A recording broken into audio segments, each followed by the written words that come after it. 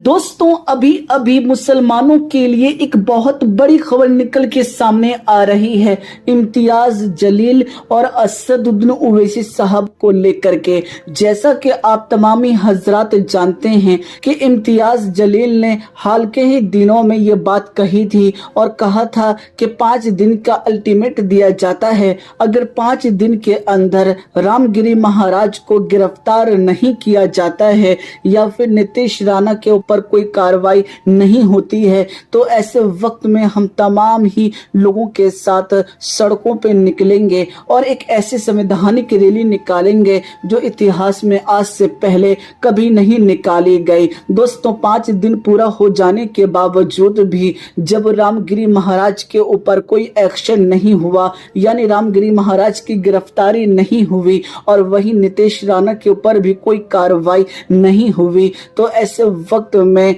जैसा कि उन्होंने कहा था कि वो 5 दिन के बाद एक बड़ी रैली निकालेंगे और जाकर के कमिश्नर और साथ ही साथ कलेक्टर को एक विज्ञापन सौंपेंगे और उन्हें संविधान की कॉपी देंगे और बताएंगे कि देश जो है वो संविधान से चलता है, ना कि ऐसे लोगों से। ऐसे वक्त में दोस्तों आपको बता दूं, जिस तरह से इम्तियाज जलील ने कहा था यकीनन उन्होंने वो चीज करके दिखाई। जी हाँ, वो सड़कों पे उतर आए और हजारों की तादाद में जो आशिके रसूल थे वो भी अपने नबी के लिए सड़कों पे उतर आए। लेकिन सबसे अच्छी बात तो यहाँ पर ये देखने को मिली, जहाँ कोई भी रैली निकलती है तो कहीं ना कहीं हालात कुछ न कुछ नाजुक कहीं ना कहीं पर बन ही जाते हैं। लेकिन इस रैली के अंदर जिस तरह से मुसलमानों ने यकीनन अमन व अमान और भाईचारे का पैगाम दिया वो यकीनन लाजवाब है। ऐसे में दोस्तों आपको बता देना चाहता हूँ कि हजारों की तादाद में लोग जो थे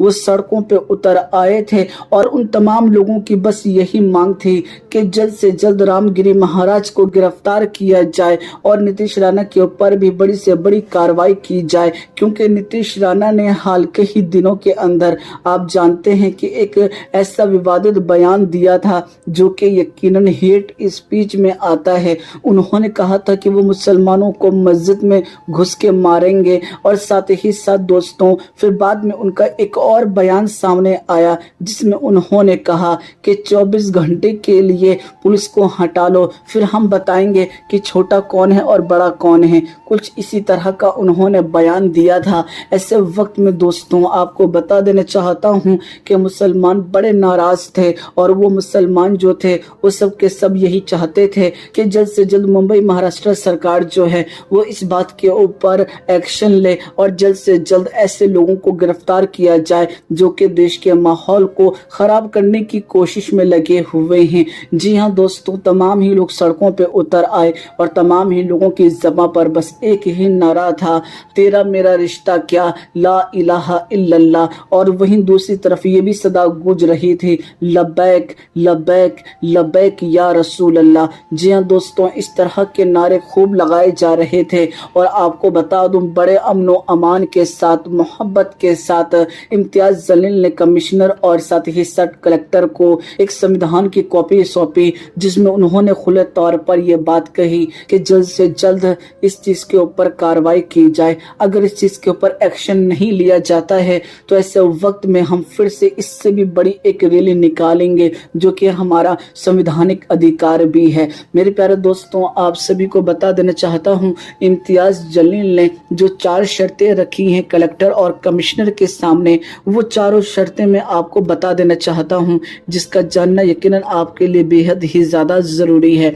जी हां दोस्तों, जिसमें पहली जो शर्त है वो ये है कि रामगिरी महाराज को गिरफ्तार किया जाए। साथ ही साथ दोस्तों आपको बता दो उन्होंने ये बात भी कही कि नीतीश राणा के खिलाफ भी एक्शन की मांग की गई है। दूसरी शर्त तो ये थी और तीसरी शर्त ये थी कि किसी धर्म के खिलाफ अगर कोई कुछ उल्टा सीधा बोलता है तो ऐसे वक्त में उसके ऊपर कानूनी कार्रवाई हो। जी हाँ दोस्तों, कोई भी उठ करके खड़ा होता है और कुछ भी किसी भी दूसरे धर्म के बारे में बोल देता है, ये हरगिज नहीं होना चाहिए। इसी चीज को लेकर के इम्तियाज जलील ने अपनी ये शर्त रखी है। वहीं दोस्तों आपको बता दो इम्तियाज जलील ने एक और मांग रखी है जो कि हर मुसलमान की इस वक्त मांग है। जी हाँ दोस्तों आपको बता दो, इम्तियाज जलील ने कहा कि मौलाना सलमान अजहरी को जल्द से जल्द छोड़ा जाए। कुल मिलाकर दोस्तों आप सभी को बता दो, इम्तियाज जलील ने ये चारों मांग रखे हैं और ये चारों मांग अगर चंद दिनों के अंदर पूरे नहीं होते हैं तो इस वक्त में इम्तियाज जलील जो हैं वो तमाम ही आशिकाने रसूल के साथ फिर से एक रैली निकालेंगे और ये पिछली बार से कहीं गुना ज्यादा बड़ी रैली होने वाली है। ऐसे में दोस्तों तमाम ही मुसलमान जो हैं वो इस बात का इंतजार कर रहे हैं कि आखिर अब आगे एक्शन क्या होने वाला है। फिलहाल अब तक की ये सबसे बड़ी खबर निकल के सामने आई थी। फिलहाल मैं आपको ये भी बता देना चाहता हूँ कि रैली के अंदर हजारों की तादाद में लोग शामिल हुए।